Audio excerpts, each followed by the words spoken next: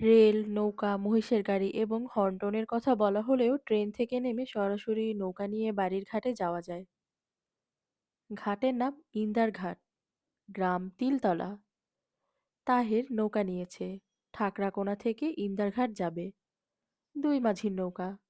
দুই মাঝির একজনের বয়স 10-11, সে আবার দার্শনিক প্রকৃতির। বেশিরভাগ সময় আকাশের দিকে তাকিয়ে থাকে।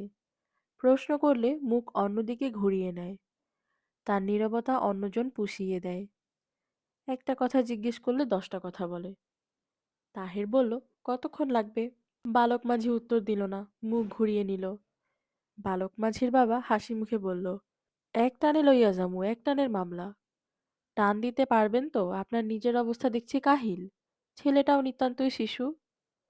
বিছানা কইরা দিতাছি, শুইয়া ঘুমান। ইন্দার ঘাটে ঘুম থাইকা ডাইকা তুলব। সাথের মেম সাহেব আপনার কি লাগে? আমার স্ত্রী। গত বছর একজন মেম সাহেব দেখছিলাম, হাফ প্যান্ট পরা, নবীনগর হাটবারে মোটরসাইকেল নিয়ে আসছে। একটা কুমড়া কিনছে। কুমড়া এরা খুব ভালো পায়, শখ কইরা খায়। আপনি নৌকা ছাড়ার ব্যবস্থা করুন তো দেখি। সব ব্যবস্থাই হইতাছে। নূর মিয়ার নৌকায় উঠছেন, আর চিন্তার কিছু নাই। নৌকা ছাড়ার পর মনে হলো চিন্তার অনেক কিছুই আছে। নূর মিয়া নিজে কিছুই করছে না, হাল ধরে বসে আছে।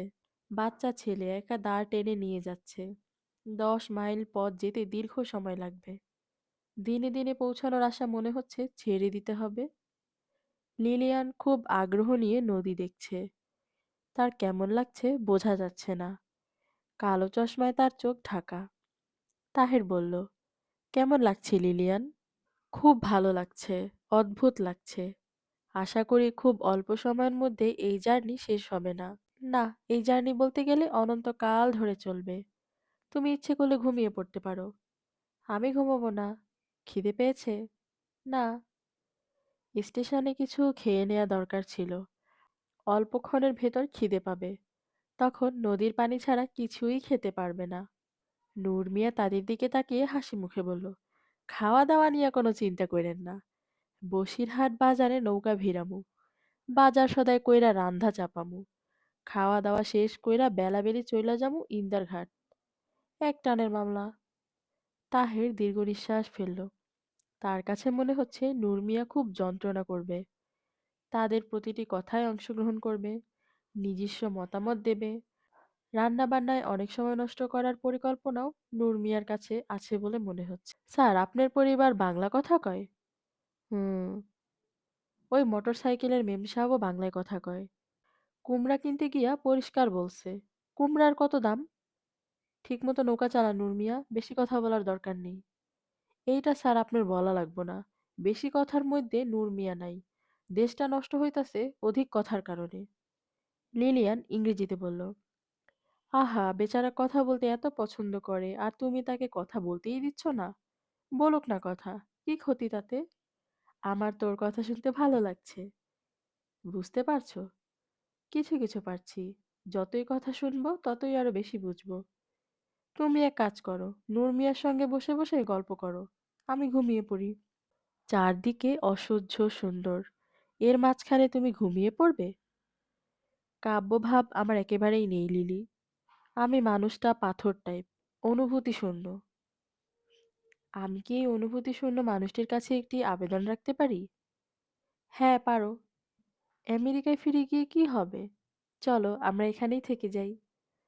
তাহের সিগারেট ধরাতে ধরাতে বলল, এই জঙ্গলে থেকে যেতে চাও? হ্যাঁ, চাই। তোমার মাথা থেকে পোকাগুলি দূর করো লিলিয়ান। তুমি আমার গ্রামের বাড়ি দেখতে চেয়েছিলে বলে তোমাকে নিয়ে যাচ্ছি। সেখানে আমি থাকবো খুব বেশি হলে 3 দিন। তারপর বাংলাদেশের সুন্দর সুন্দর জায়গাগুলি ঘুরে ঘুরে দেখব। কক্সবাজার, সুন্দরবন, সিলেট। তারপর যাব নেপাল। হিমালয় কন্যা নেপাল দেখার পর আমেরিকা ফিরে যাব। লিলিয়ান ছোট্ট একটা নিঃশ্বাস ফেলে শান্ত গলায় প্রায় ফিসফিস করে বলল, আমার একটা অদ্ভুত কথা মনে হচ্ছে। আমার মনে হচ্ছে আমাদের দুজনের কেউই এই জায়গা ছেড়ে কোনোদিন অন্য কোথাও যেতে পারবো না। বাকি জীবনটা আমাদের থেকে যেতে হবে এইখানে। তারা ইন্দার ঘাটে পৌঁছালো সন্ধ্যার পর। কাকতালীয়ভাবেই পূর্ণিমা পড়ে গেছে। চাঁদ উঠেছে, তবে চাঁদের আলো এখনো জোরালো হয়নি। গাছপালায় সব কেমন ভুতুড়ে অন্ধকার। তাহের বলল, হাত ধরো লিলিয়ান, বনের ভেতর দিয়ে যেতে হবে। একসময় এটা ছিল সুন্দর বাগান, এখন পুরোপুরি ফরেস্ট। হালুম শব্দ করে বাঘ বের হয়ে এলেও অবাক হব না। এখনো বের হচ্ছে না কেন, সেও এক রহস্য। বাড়ি দেখে লিলিয়ান একই সঙ্গে মুগ্ধ ও দুঃখিত হলো। বিশাল অট্টালিকা, কিন্তু অন্তিম দশা। বাড়ির পলেস্তারা খসে খসে পড়ছে, দক্ষিণ দিকের দেয়াল ধসে পড়েছে, পুরো বাড়ি ঘন শ্যাওলায় ঢাকা। দোতলায় ওঠা সিঁড়ি ভাঙা, রেলিং ধসে পড়ে গেছে। একতলার বারান্দায় গোবরের স্তূপ দেখে মনে হয় বৃষ্টির সময় এই জায়গায় গরু ছাগলের আস্তানা হিসেবে ব্যবহৃত হয়। তাহের বিরস গলায় বলল, বাড়ি দেখলে লিলিয়ান? হ্যাঁ, দেখলাম। কোনো কমেন্ট করতে চাও? চাই। করে ফেলো। এই বাড়ি আমার চেনা। আমি এই বাড়ি আগে দেখেছি। তোমাকে আমি লোহার পেঁচানো সিঁড়ির কথা বলেছিলাম, তুমি বলেছিলে এরকম সিঁড়ি নেই। সেই সিঁড়ি কি এখন দেখতে পাচ্ছ? স্বপ্নে আমি অবিকল এই সিঁড়ি, এই বাড়ি দেখেছি। লোহার সিঁড়ি তাহেরের চোখে পড়ল। বাড়ির যে অংশ ধসে পড়েছে সিঁড়ি সেই দিকে। সিঁড়ির গা ঘেঁষে তেঁতুল পাতার মতো চিকন পাতার একটা গাছ। তাহের বলল, আমি এ বাড়িতে খুব ছোটবেলায় থেকেছি, এই কারণেই সিঁড়ি চোখে পড়েনি। যাই হোক, তুমি দাবি করছো এই বাড়িটিই তুমি স্বপ্নে দেখেছো? হুম। স্বপ্নের সব ভাঙা বাড়ি একরকম হয়। লিলিয়ান ক্লান্ত গলায় বলল, হয়তো হয়। তাহেরের দূরসম্পর্কের চাচা ইস্কান্দার আলী তার দুই ছেলেকে সঙ্গে নিয়ে এসেছেন, হাতে হারিকেন। এই গরমেও ইস্কান্দার আলীর গায়ে চাদর, পরনে লুঙ্গিটাও সিল্কের, চিকচিক করছে। সঙ্গের ছেলে দুটির গায়ে গেঞ্জি। দুজনেরই শক্ত সামর্থ্য চেহারা। এরা কোনো কথা বলছে না, এক দৃষ্টিতে তাকিয়ে আছে লিলিয়ানের দিকে। তাকানোর ভঙ্গি শালীন নয়। তাহের একবার ভাবল ধমক দিয়ে বলে, এভাবে তাকিয়ে আছো কেন? বলল না, নিজেকে সামলে নিল। চাচার দিকে তাকিয়ে বলল, বাড়ির অবস্থা তো শোচনীয়। ইস্কান্দার আলী কাশতে কাশতে বললেন, পুরানা বাড়ি, এর চেয়ে ভালো আর কি হইব? ভাইঙ্গা যে পড়ে নাই এইটাই আল্লাহর রহমত। ঠিকঠাক করার জন্য প্রতি মাসে টাকা পাঠাই। প্রতি মাসে পাঠাও না, মাঝে মধ্যে পাঠাও। অবস্থা যা তাতে মনে হয় না এ বাড়িতে থাকা যাবে। থাকতে পারবা, দুই তলার কয়েকটা ঘর পরিষ্কার কইরা থুইছি। থাকা যাবে? হ, যাবে। সাথের এই মাইয়া কি তোমার স্ত্রী? হ্যাঁ। খিরিস্তান বিবাহ করছো? হ্যাঁ। মেয়ে দেখতে সুন্দর আছে। বিবাহ করছো ভালো কথা। খিরিস্তান বিবাহ করা জায়েজ আছে। নবী করিম নিজেও একটা খিরিস্তান মেয়ে বিবাহ করেছিলেন। বাবুর্চির ব্যবস্থা করতে লিখেছিলাম, ব্যবস্থা করেছেন? গেরাম দেশে বাবুর্চি কই পামু? আমার ঘরে রান্দা হইব। টিফিন বক্সে কইরা তোমরারে খানা দিয়া যাব। তোমরা থাকবা কয়দিন? এখনো বলতে পারছি না। ডাকাইতের খুব উপদ্রব, বেশি দিন না থাকুনই ভালো। আমার সঙ্গে আছে কি যে ডাকাত নেবে? তোমার স্ত্রীরে নিয়া যাবে। সুন্দর মেয়ে ছেলে, হইলদা চামড়া, বিলাতি। ডাকাইতরা খুশি হইয়া তোমার স্ত্রীরে নিয়া যাবে। আপনি কি আমাকে ভয় দেখাবার চেষ্টা করছেন? তোমারে ভয় দেখাই আমার ফায়দা কি? তোমার স্ত্রী মাছ ভাত খায় না পাউরুটি খায়? মাছ ভাত খায়। শুয়োরের গোস্ত খায়? তাহের ক্ষিপ্ত গলায় বলল, খেলে কি করবেন? শুয়োরের গোস্ত ব্যবস্থা করবেন? রাগ হও কেন, কথার কথা বললাম। তোমার স্ত্রী দেখি হাসতাছে, সে বাংলা কথা বুঝে? তাকেই জিজ্ঞেস করুন। একলা একলা বাড়িতে ঢুকতেছে, তারে নিষেধ করো।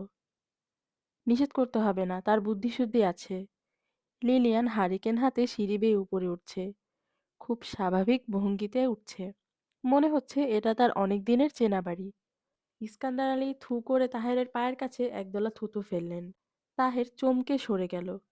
ইস্কান্দার আলী হাই তুলতে তুলতে বললেন, খাওয়ার জন্য কিছু খরচ দিও, জিনিসপত্র অগ্নিমূল্য। মাছ এক জিনিস পাওয়াই যায় না। একটা মুরগির বাচ্চা হের দামই তোমার 40-50। তাহের দুটো 500 টাকার নোট বের করল। তিনি বিরস মুখে নোট দুটো হাতে নিলেন। তাহের বলল, উত্তর দিকে ভাঙা দেয়াল ঠিক করার জন্য টাকা চেয়েছিলেন, পাঠিয়েছিলাম। দেয়াল তো ঠিক হয়নি। বললেই ঠিক হয় না, ইট সুরকি সিমেন্ট আনাইতে হয় শহর থাইক্কা। বর্ষা মৌসুমে নৌকা দিয়ে আনতে হয়, বিরাট যন্ত্রণা। টাকাটা কি করেছেন? আছে, টাকা আলাদা করা আছে। বাড়ির এ কি অবস্থা, ভূতুড়ে বাড়ি বলে মনে হচ্ছে। আলোর কোনো ব্যবস্থা করেছেন? ২টা হারিকেন আছে, মোমবাতি আছে। একটা টর্চের ব্যবস্থা করুন। আচ্ছা, করব। বললেই তো হয় না, সব আনতে হয় শহর থাইক্কা। তোমরারে একটা উপদেশ দেই, দোতলায় থাকবা, একতলায় নামনের প্রয়োজন নাই। কেন? সাপের উপদ্রব। গত চৈত মাসে সাপের কামড়ে একটা গরু মারা গেল। কার্বলিক অ্যাসিডের ব্যবস্থা করতে পারবেন? এখানে কোনো ফার্মেসি আছে? না, তুমি বললে ছেলে একটারে শহরে পাঠাইতে পারি। এরা কিছু করে না। বাদাইম্মা হইছে। শহরে যাইতে বললে ফাল দিয়া উঠে। দিন, কাউকে পাঠিয়ে দিন। যাওনের খরচ দাও। আর কি আনা লাগবো কাগজে লেখা দাও। সাপের ওষুধ, ওষুধে কিছু হয় না। কপালে লেখা থাকলে ওষুধের বোতলের ভিতর বসা থাকলেও সাপে কামড়াইব।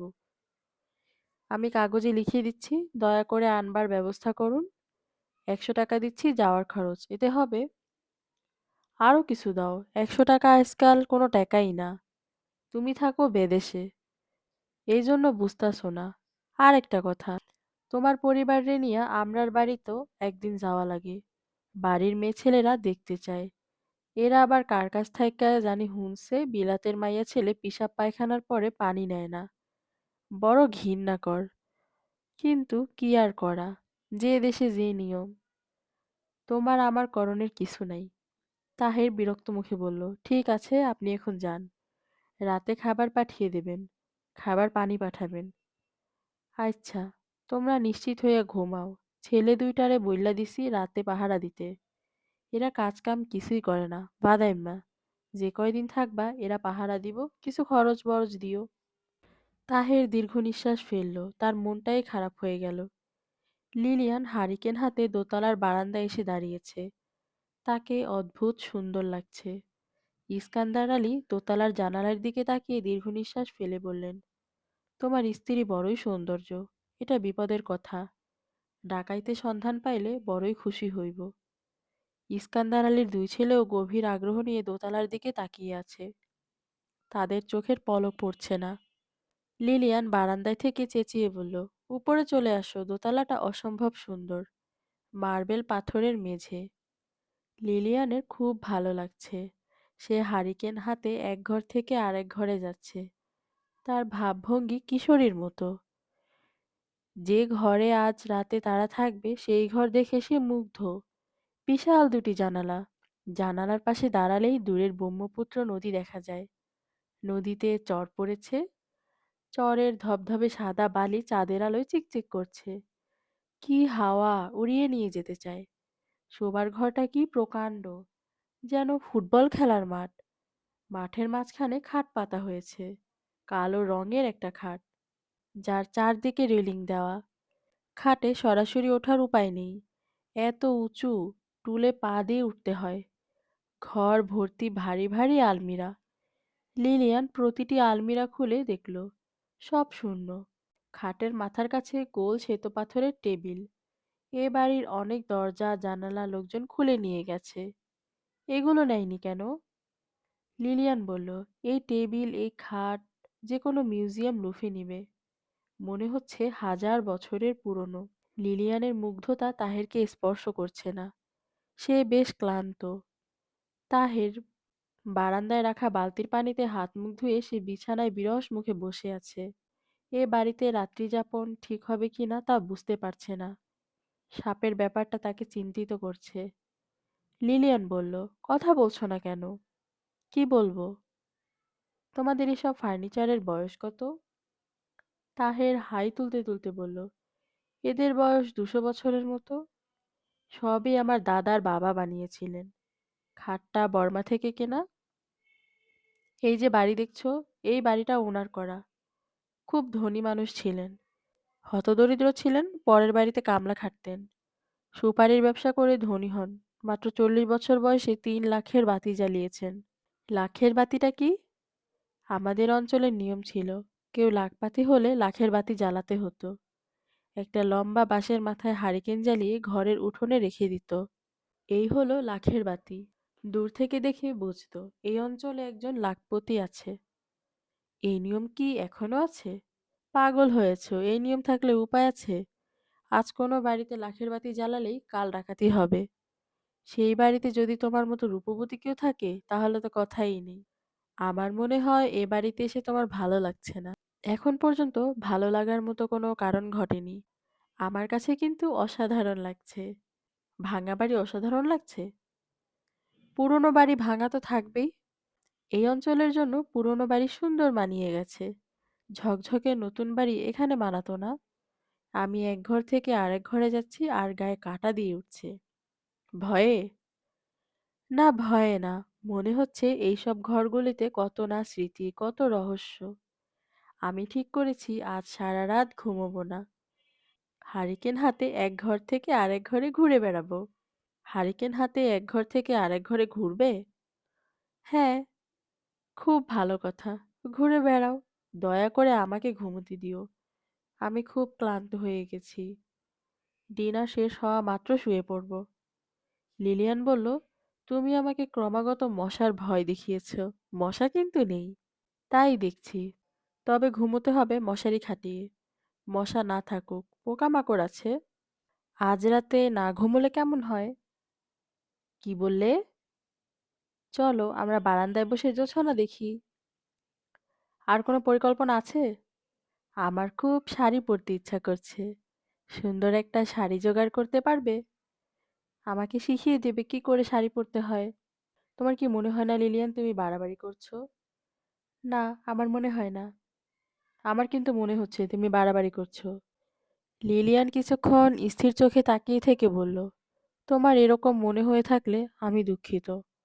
আমার যা মনে হয়েছে আমি তোমাকে বলেছি। তোমাদের এই বাড়িটা ভাঙা। দরজা জানালা লোকজন খুলে নিয়েছে। তারপরেও এ বাড়িতে পা দেবার পর থেকে আমার ভালো লাগছে। এক ধরনের আনন্দ অনুভব করছি।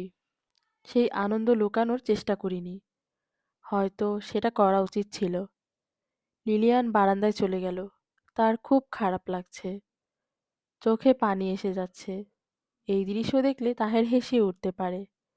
লিলিয়ান চোখের পানি দিয়ে তাহেরকে হাসাতে চায় না। লিলিয়ান একটা ঘর থেকে অন্য ঘরে যেতে লাগলো। তার কাছে কেন জানি মনে হচ্ছে ঘরগুলি তাকে ডেকে ডেকে বলছে, এসো লিলিয়ান এসো, আমাকে দেখে যাও।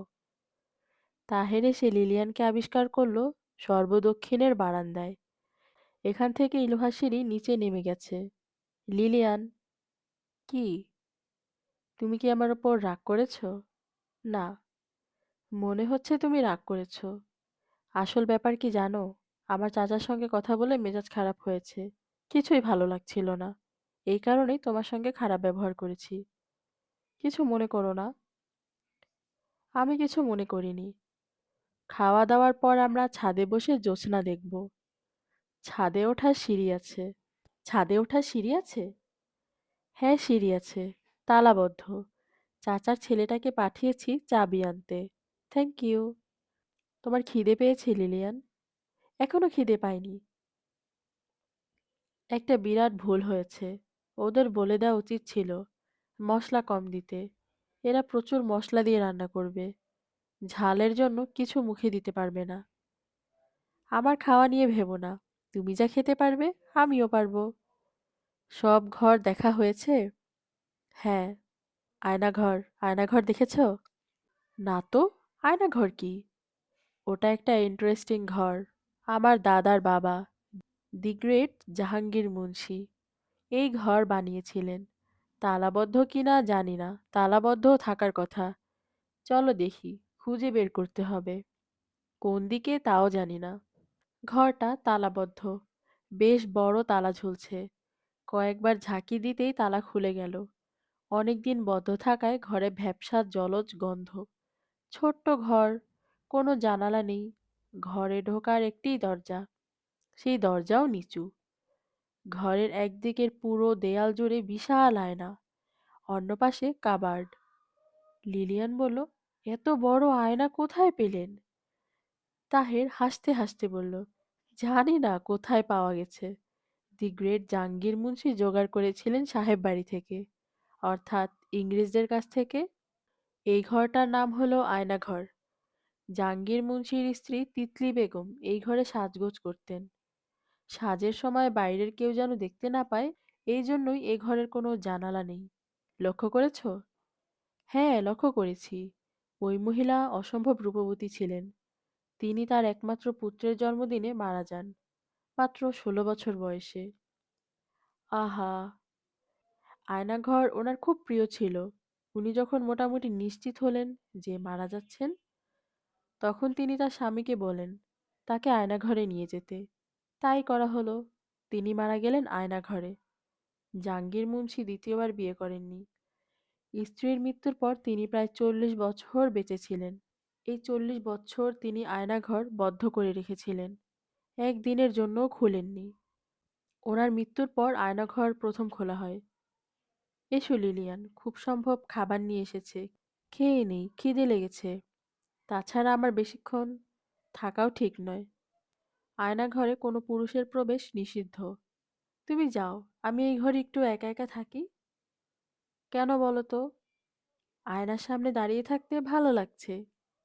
এই যে দেখো, আমার গায়ে কাঁটা দিচ্ছে, দেখো দেখো। তাহের বিস্মিত হয়ে বলল, হ্যাঁ দেখলাম, কারণটা কি?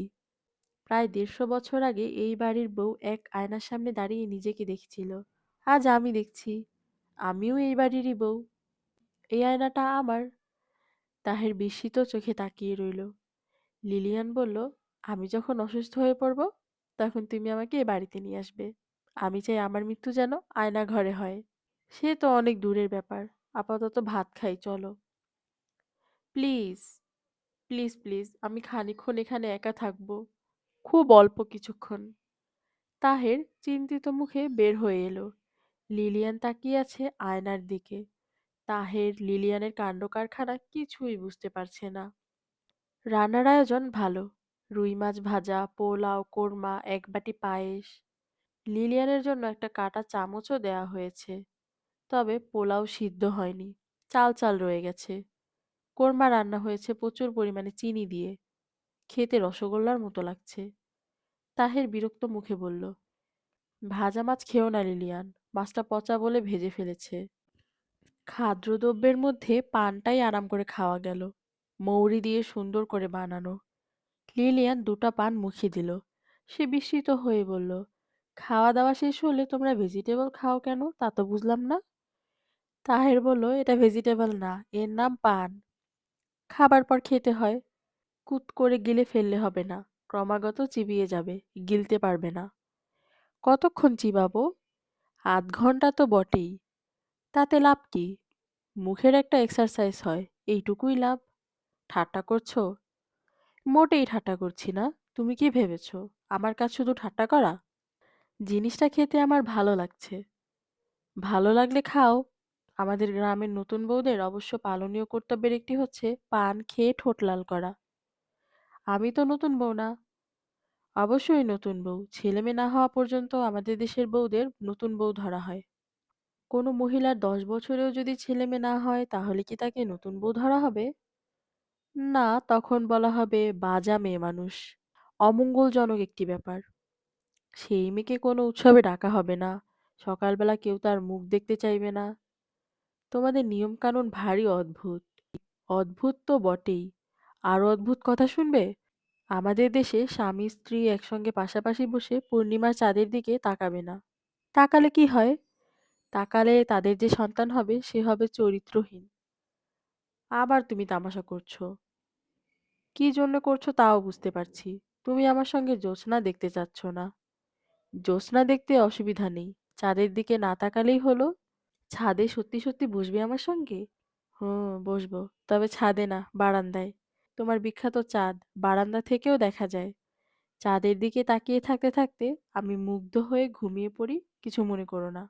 ঘুমিয়ে পড়ার সম্ভাবনা ৯৯.৯ ভাগ। ইস্কান্দার আলীর মেজ ছেলে বারান্দায় ঝাড় দিচ্ছে। তাহের তাকে বারান্দায় চাদর পাততে বলেছে। এই ছেলেই খাবার নিয়ে এসেছে। বাজার থেকে জিনিসপত্র কিনে এনেছে। তার বুদ্ধি কোন পর্যায়ের তাহের এখনো ধরতে পারছে না। সে টর্চ কিনে এনেছে, কিন্তু ব্যাটারি আনেনি। তোমার নাম কি? সালাম। সালাম না সালাম? সালাম, সালাম আলী। সালাম, তোমাকে টর্চের ব্যাটারি আনতে যেতে হবে। পারবে না? হুম। দোকান কি অনেক দূরে? হুম। দূর হলে থাক, সকালে এনে দিও। সাইকেল আছে? সাইকেল থাকলে সাইকেলে করে নিয়ে এসো। তারা ঘুমোতে গেল রাত ২টায়। তাহের বলল, হারিকেন জ্বালানো থাকুক। লিলিয়ান বলল, হারিকেন জ্বালানো থাকলে ঘরে চাঁদের আলো আসবে না। তাহের বলল, তোমার ভেতরে তো কাব্যভাব আছে, তা কিন্তু আমার জানা ছিল না। জানা থাকলে কি করতে, আমাকে বিয়ে করতে না? তাহের হাসল। হাসতে হাসতে বলল, চা খেতে ইচ্ছে করছে। আমার সমস্যা হচ্ছে ঘুমের প্রথম ধাক্কাটা কেটে গেলে ঘুম আসে না। আমি পরিষ্কার বুঝতে পারছি বাকি রাতটা তুমি আরাম করে ঘুমোবে, আর আমাকে জেগে থেকে তোমার বিখ্যাত জ্যোৎস্না দেখতে হবে। চা সত্যি খেতে চাও? আমার কাছে একটি টি ব্যাগ আছে, সুগার কিউব আছে, শুধু দুধ নেই। পানি গরম করবে কিভাবে? কাগজ জ্বালিয়ে পানি গরম করব। কাগজ পাবে কোথায়? তুমি ডার্টি জোকসের যে বইটি এনেছো সেটা পুড়িয়ে ফেলবো। বানাবো চা। মন্দ না, পারলে বানাও। তুমি চুপচাপ বিছানায় বসে থাকো, আমি চা বানিয়ে আনছি। আমি তোমার পাশে বসি। লিলিয়ান চায়ের পানি গরম করছে। পাশে বসে আছে তাহের। তার ঘুম কেটে গেছে বলে মনে হচ্ছে না। সে খানিকক্ষণ পর পর হাই তুলছে। লিলিয়ান বলল, তুমি ওই মহিলা সম্পর্কে আরো কিছু বলো। কোন মহিলা? আয়নাঘরে যিনি মারা গিয়েছিলেন?